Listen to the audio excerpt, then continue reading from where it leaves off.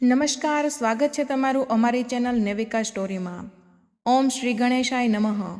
આ વખતે 7 સપ્ટેમ્બર 2024ના રોજ લગભગ 250 વર્ષ પછી એક અદ્ભુત અને શુભ સંયોગ બની રહ્યો છે, કારણ કે આ દિવસે વર્ષની સૌથી મોટી ચતુર્થી ગણેશ ચતુર્થી આવી રહી છે। અને જો તમે આ દિવસે ગણેશ ભગવાનની મૂર્તિની સ્થાપના કરતી વખતે છુપીને આ દુર્લભ વસ્તુઓ ચડાવો છો તો તમને ધનવાન બનતા કોઈ રોકી નહીં શકે।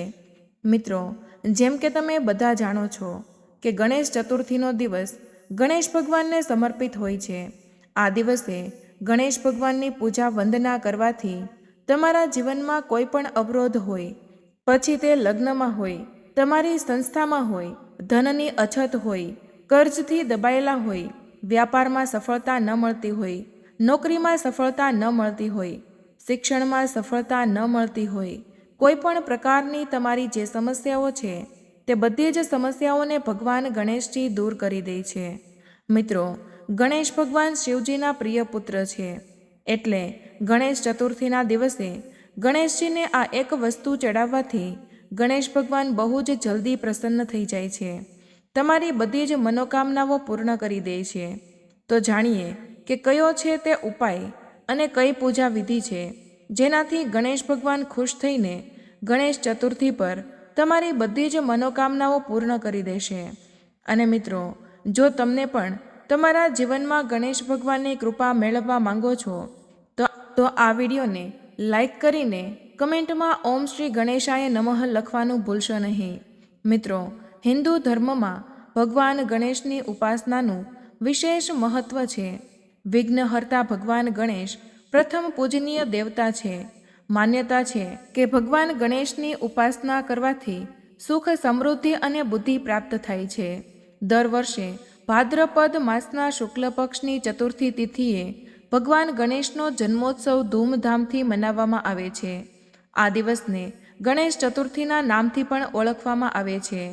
આ દિવસે લોકો ગણપતિને ઢોલ નગાડા સાથે લાવે છે અને તેમને સ્થાપિત કર્યા પછી વિધિ વિધાનથી પૂજા અર્ચના કરે છે અને અનંત ચતુર્દશીના દિવસે તેમને વિદાય આપવામાં આવે છે। મિત્રો, ગણેશ ચતુર્થીની તારીખ પંચાંગ અનુસાર ભાદરવા મહિનાની ચતુર્થીની તિથિ આ વર્ષે 6 અને 7 સપ્ટેમ્બર આવી રહી છે। ચતુર્થીની શરૂઆત 6 સપ્ટેમ્બર બપોરે 3 અને 1થી થશે, જે બીજા દિવસે એટલે કે 7 સપ્ટેમ્બરે સાંજે 5 અને 37 સુધી રહેશે।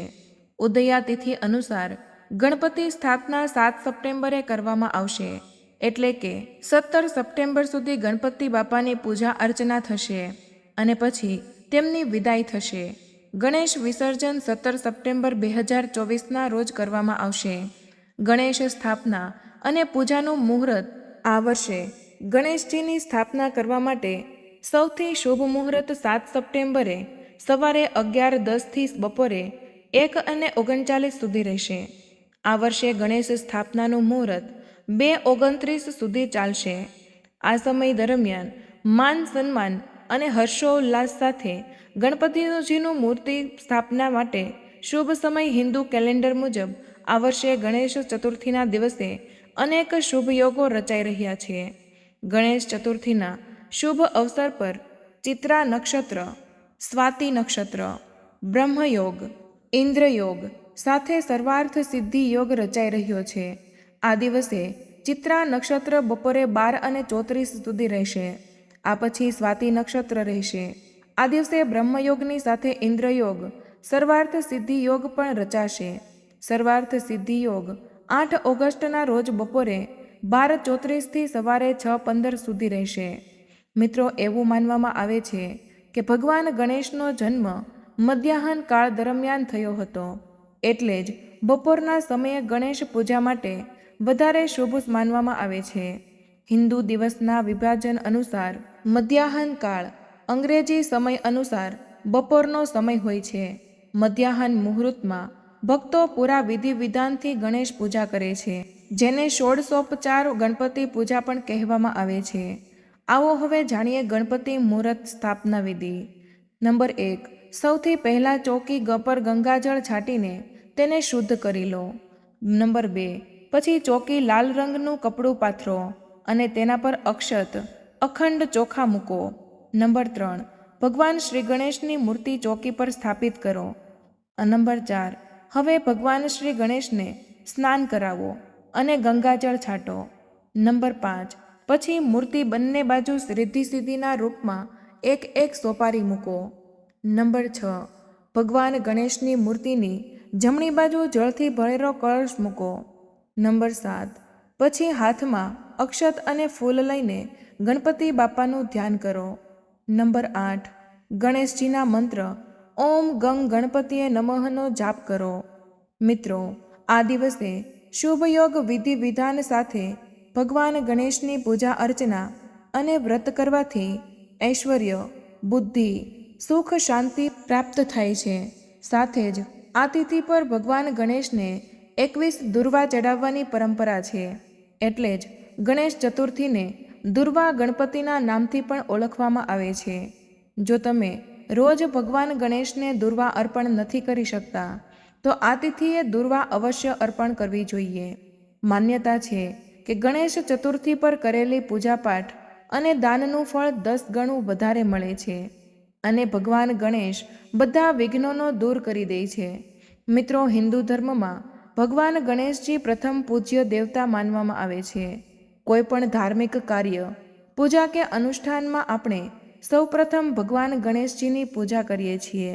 જો આપણે કોઈ પણ અનુષ્ઠાન કરી રહ્યા હોઈએ કે કોઈ પણ માંગલિક કાર્ય કરી રહ્યા હોઈએ અને તે માંગલિક કાર્યમાં કોઈ પણ પ્રકારની અડચણ ના આવે તો સમસ્ત પ્રકારની અડચણોને ભગવાન ગણેશજી દૂર કરી દે છે.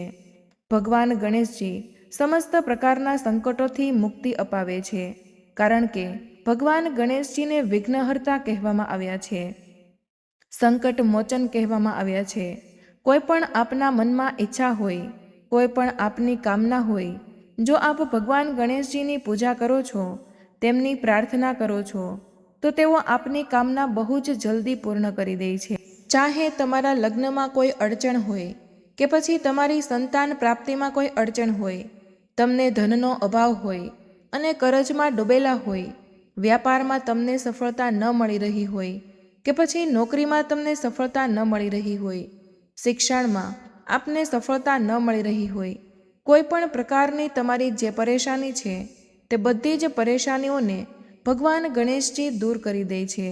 જો તમે ગણેશ ચતુર્થીના દિવસે ગણેશજીના મંત્રનો જપ 108 વાર કરો છો, એટલે કે ઓછામાં ઓછો 1 માળા જપ કરી લો, તો તેનાથી આપના જીવનમાં આવનારી કોઈ પણ પરેશાની હોય, કોઈ પણ અડચણ જે તમારા કાર્યોમાં આવી રહી છે, તમારા જીવનમાં કોઈ પણ પ્રકારનું કોઈ સંકટ છે, કોઈ પણ જાતની મુશ્કેલી છે, તે બધા જ પ્રકારની વિવિધ અડચણોથી ભગવાન ગણેશજી તમારું રક્ષણ કરે છે.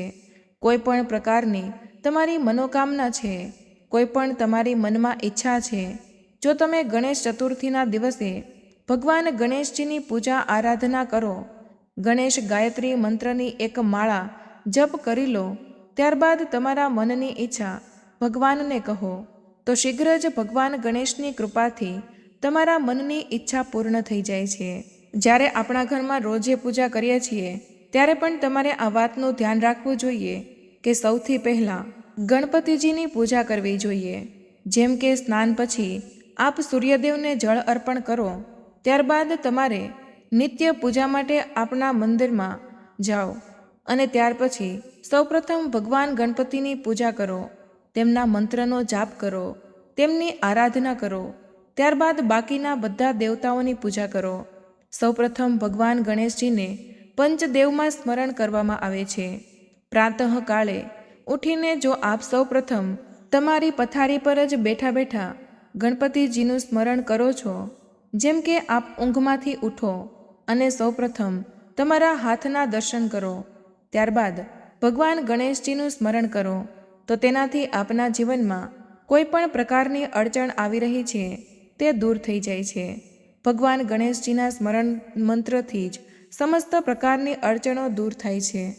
મિત્રો, આજની વિડીયોમાં આપણે વાત કરવાના છીએ ગણેશ ચતુર્થીના દિવસની પૂજા વિશે, કારણ કે ગણેશ ચતુર્થીનો દિવસ ભગવાન ગણેશજીની વિશેષ દિવસ હોય છે. આપણે રોજ ભગવાન ગણેશજીની પૂજા આરાધના કરીએ છીએ, પરંતુ ગણેશ ચતુર્થીના દિવસે તમે વિશેષ રૂપથી ભગવાન ગણેશજીની પૂજા આરાધના કરો, કારણ કે આ દિવસ ભગવાન ગણેશજીને સમર્પિત હોય છે. જો આપણે ગણેશ ચતુર્થીના દિવસે ભગવાન ગણેશજીની વિધિ વિધાનથી પૂજા કરીએ છીએ તો સમસ્ત પ્રકારની જે આપણી મનોકામનાઓ હોય છે તે ભગવાન ગણેશજીની કૃપાથી પૂર્ણ થઈ જાય છે. તો મિત્રો, આજે આપણે વાત કરવાના છીએ કે કેવી રીતે ગણેશ ચતુર્થીના દિવસે ગણેશજીની આરાધના કરવી. જેવી આપના મનની કોઈ પણ ઈચ્છા હોય તે તુરંત જ ભગવાન ગણેશજીની કૃપાથી પૂર્ણ થઈ જાય છે. ગણેશ ચતુર્થીના દિવસે તમે વિશેષ રૂપે આ રીતે પૂજા કરો છો, જેમ આપણે આ વિડીયોમાં જોવાના છીએ. તો આ પૂજાથી તમારા મનની કોઈ પણ ઈચ્છા હોય ભગવાન ગણેશજી તેને પૂર્ણ કરે છે, કારણ કે ભગવાન ગણેશજી તમારા જીવનમાં તમારા કાર્યોમાં સફળતા માટે આપને રસ્તો બતાવે છે અને તમારા મનની જે ઈચ્છા છે તેને કેવી રીતે પૂર્ણ કરવી તે માટે પણ ભગવાન ગણેશજીએ તમને માર્ગ બતાવ્યો છે અને પછી જલ્દીથી તમારી મનની ઈચ્છા પૂર્ણ થાય છે.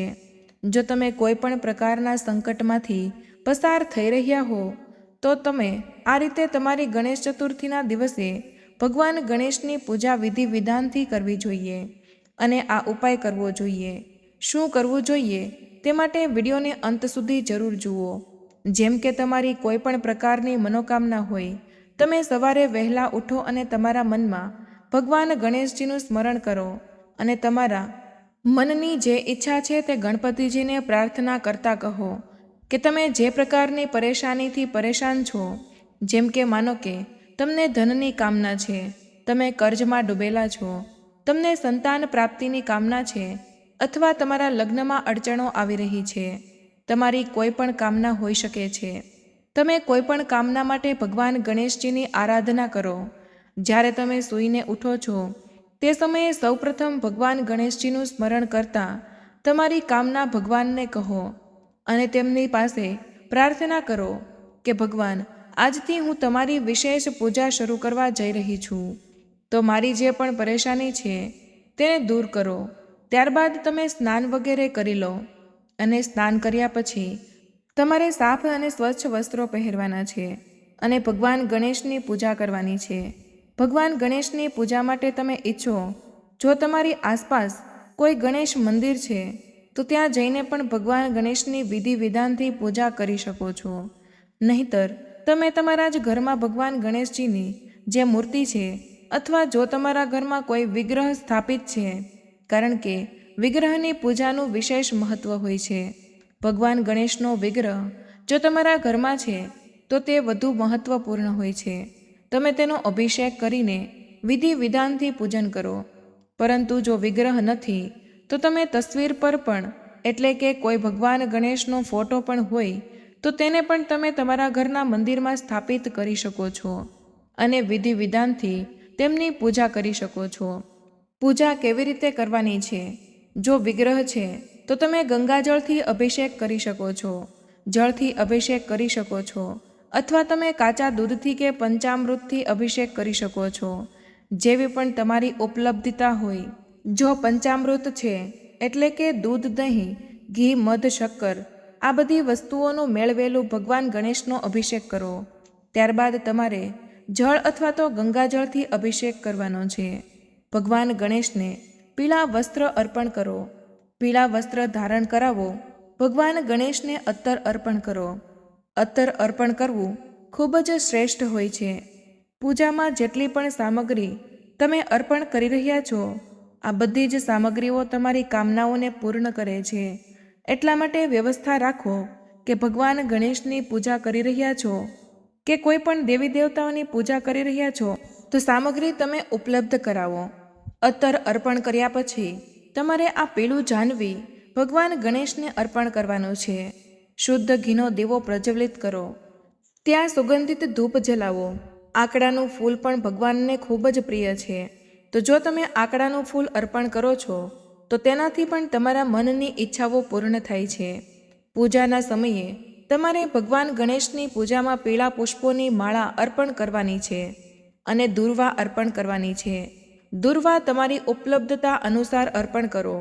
જો તમારી પાસે 5 દુર્વા છે તો તમે 5 દુર્વા પણ અર્પણ કરી શકો છો, અથવા જો મળે તો 1121 આ રીતે દુર્વા લઈને તેની માળા બનાવી લો અને તે માળા તમે ભગવાન ગણેશને અર્પણ કરો તો જલ્દીથી તમારા મનની ઈચ્છાઓ પૂર્ણ થશે. ભગવાન ગણેશજીને હળદર અને સિંદૂરનું તિલક લગાવો અને અક્ષતનું તિલક પણ ભગવાન ગણેશના મસ્તક પર જરૂર લગાવવું જોઈએ.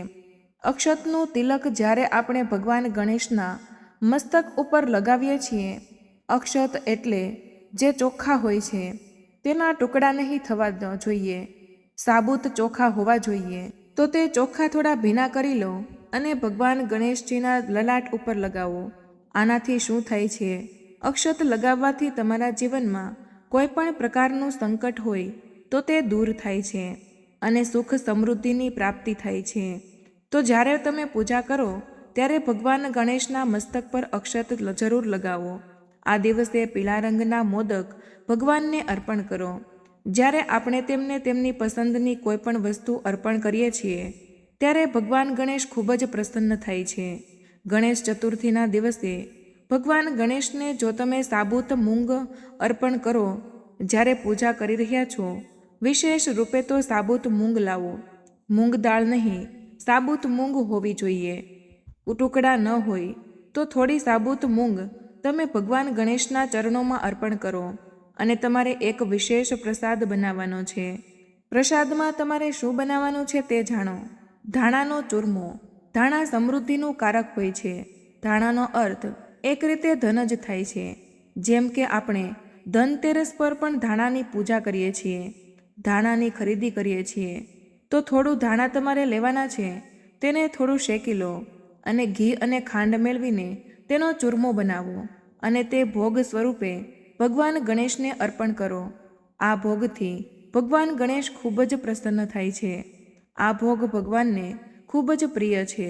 જો તમે આ ચૂરમાનો ભોગ લગાવો છો તો ખૂબ જ શ્રેષ્ઠ છે. ગણેશ ચતુર્થીએ તમે ભોગ જરૂર અર્પણ કરો. જો તમારી પાસે મોદક ઉપલબ્ધ હોય તો મોદકનો ભોગ લગાવી શકો છો. જો મોદક ન હોય તો તેના બદલે તમે કોઈ પણ વસ્તુ જે તમારી પાસે ઉપલબ્ધ હોય, જેમ કે બુંદીના લાડુ મળી જાય છે કે તમને મૂંગ દાળની લાડુ મળી જાય છે, માર્કેટમાંથી લાવી શકો છો અથવા ઘરે બનાવી શકો છો. મૂંગ દાળનો હલવો પણ ભગવાનને અર્પણ કરી શકો છો. કોઈ પણ ભોગ અર્પણ કરો, પરંતુ ભોગમાં જે તમારો મુખ્ય પ્રસાદ હોય તે ધાણાનો ચૂરમો હોવો જોઈએ. તમે ફળોનો ભોગ ભગવાન ગણેશને અર્પણ કરો અને વિધિ વિધાનથી ભગવાન ગણેશની પૂજા કરો. જ્યારે તમે ભગવાન ગણેશની પૂજા કરો છો તેમની પૂજા સમયે તમારે એક મંત્રનો જાપ કરવાનો છે. આ વિશેષ મંત્ર છે જેના જાપથી તમે ધનની પ્રાપ્તિ થાય છે અને તમારા મનની કોઈ પણ ઈચ્છા હોય, ભગવાન ગણેશની આ પ્રકારે આરાધના કરવાથી તમારી તે મનોકામના અવશ્ય પૂર્ણ થાય છે. ઓમ નમો ભગવતે ગજાનનમ. આ મંત્રનો જાપ ઓછામાં ઓછો 108 વાર કરો. જો તમારી પાસે સમય હોય તો 11 માળાનો જાપ કરો, અથવા જો તમે ખૂબ અધિક પરેશાનીમાં છો તો તમે ગણેશ ચતુર્થીના દિવસે 11 માળા અવશ્ય જાપ કરો. ગણેશ ચતુર્થીના દિવસે જો તમે આ કરી લો છો તો યકીન માનો ભગવાન ગણેશની કૃપાથી તમારા જીવનમાં કોઈ પણ પ્રકારનું સંકટ હશે તે દૂર થવા લાગશે અને તમારા જીવનમાં સફળતાના રસ્તાઓ ખુલવા લાગશે. મનની જે પણ ઈચ્છાઓ છે, જે પણ તમે ભગવાનને કહો છો, તમારી ઈચ્છા પૂર્ણ થવાના રસ્તાઓ તમને દેખાવા લાગશે. ભગવાન ગણેશ બધા પ્રકારના સુખો આપનારા છે, વિઘ્નહર્તા છે, સંકટ મોચન છે અને રિદ્ધિ સિદ્ધિના દાતા છે.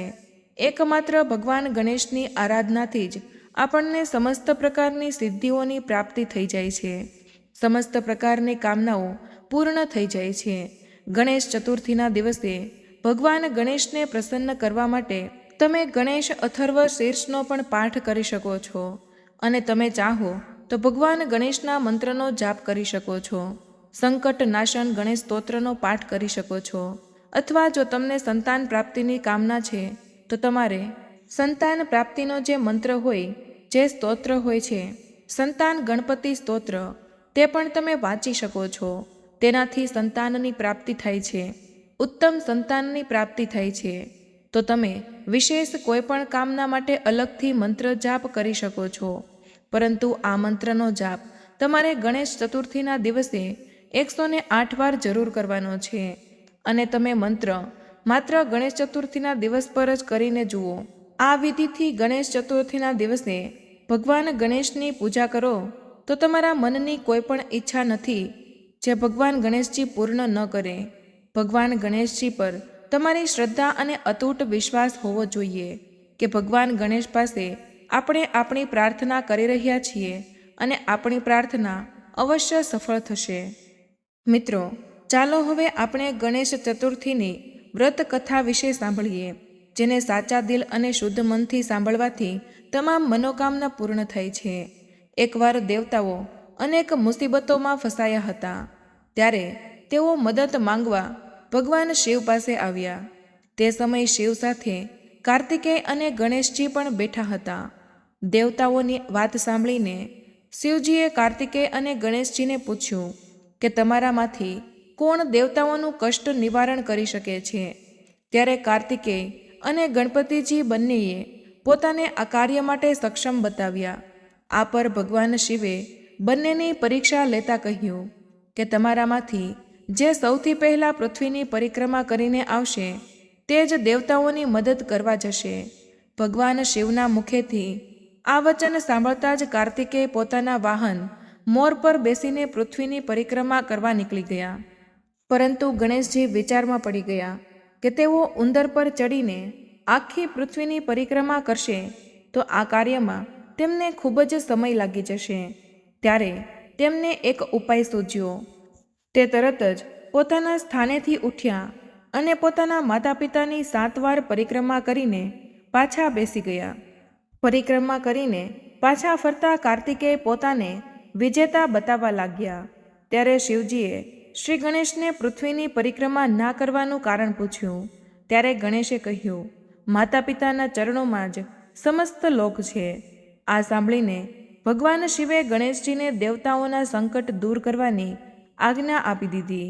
આ રીતે ભગવાન શિવે ગણેશજીને આશીર્વાદ આપ્યો કે ચતુર્થીના દિવસે જે તમારા પૂજન કરશે અને રાત્રે ચંદ્રમાને જોશે તેના 3 તાપ એટલે કે આધ્યાત્મિક તાપ, દૈહિક તાપ તથા ભૌતિક તાપ દૂર થશે.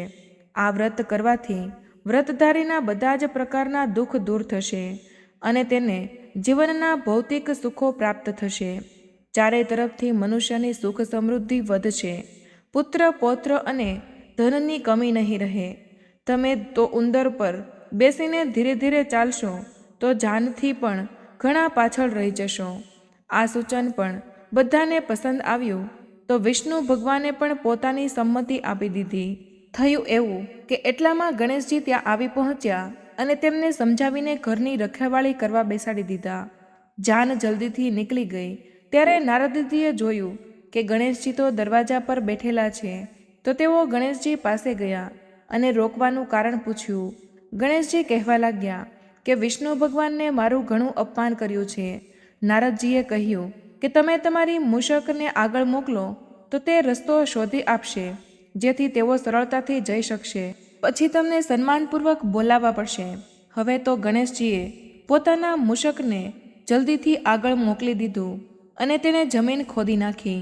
જ્યારે જાન ત્યાંથી નીકળી તો રથના પૈડા જમીનમાં ફસાઈ ગયા. ઘણી કોશિશ કરી પરંતુ પૈડા નીકળ્યા નહીં. બધાએ પોતાના ઉપાય કર્યા પરંતુ પૈડા તો નીકળ્યા જ નહીં. ઉલટાનું જગ્યા જગ્યાએથી તૂટી ગયા. કોઈની સમજમાં નહોતું આવતું કે હવે શું કરવું. ત્યારે તો નારદજીએ કહ્યું કે તમે લોકોએ ગણેશજીનું અપમાન કરીને સારું નથી કર્યું. જો તેમને મનાવીને લાવવામાં આવે તો તમારું કાર્ય સિદ્ધ થઈ શકે છે અને આ સંકટ ટળી શકે છે. શંકર ભગવાનને પોતાના દૂતને મોકલ્યો અને તેઓ ગણેશજીને લઈને આવ્યા. ગણેશજીનું આદર સન્માન સાથે પૂજન કરવામાં આવ્યું. ત્યારે રથના પૈડા નીકળી ગયા પરંતુ તે તૂટી ફૂટી ગયેલા હતા. તો તેમને સુધારે કોણ? નજીકના ખેતરમાં એક સુથાર કામ કરી રહ્યો હતો. તેને બોલાવવામાં આવ્યો. સુથાર પોતાનું કામ કરતા પહેલા શ્રી ગણેશાય નમઃ કહીને ગણેશજીની વંદના મનોમન કરવા લાગ્યો. જોત જોતામાં સુથારે બધા પૈડાને ઠીક કરી દીધા. ત્યારે સુથાર કહેવા લાગ્યો કે હે દેવતાઓ, તમે સૌપ્રથમ ગણેશજીને નહીં મનાવ્યા હશે અને ના તેમનું પૂજન કર્યું હશે, એટલે જ તો તમારી સાથે સંકટ આવ્યું છે. અમે તો મૂર્ખ અને અજ્ઞાની છીએ, છતાં પણ પહેલાં ગણેશજીને પૂછીએ છીએ, તેમનું ધ્યાન કરીએ છીએ. તમે લોકો તો દેવતાઓ છો, છતાં પણ તમે ગણેશજીને કેવી રીતે ભૂલી ગયા?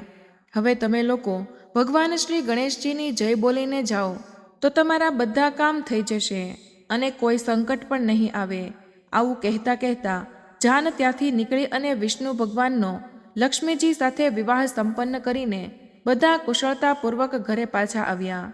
હે ગણેશજી, આપે વિષ્ણુને જેવો આશીર્વાદ આપ્યો તેવી કૃપા બધા પર રાખજો. બોલો ગજાનન ભગવાનની જય. તો મિત્રો, આ તે માહિતી હતી જે તમારે હંમેશા ધ્યાનમાં રાખવી જોઈએ. આ ખૂબ જ મહત્વપૂર્ણ માહિતી છે અને કમેન્ટમાં જય ગજાનન ગણપતિએ લખવાનું ભૂલશો નહીં. મિત્રો, જો અજાણતા જાણતા અમારાથી કોઈ ભૂલ થઈ જાય અથવા અમારા કારણે તમને કોઈ તકલીફ થાય અથવા અમારી કોઈ ખોટો શબ્દ નીકળી જાય તો તેના માટે અમને ક્ષમા કરજો. અમે તમને હાથ જોડીને વિનંતી કરીએ છીએ કે જો તમે હજુ સુધી વિડીયોને લાઇક નથી કર્યો તો વિડીયોને લાઇક કરીને ચેનલને સબસ્ક્રાઇબ કરવાનું ભૂલશો નહીં. મળીએ એક આવી જ માહિતીપ્રદ વિડીયો સાથે, અને વિડીયોને અંત સુધી જોવા બદલ બધા જ મિત્રોને ખૂબ ખૂબ ધન્યવાદ.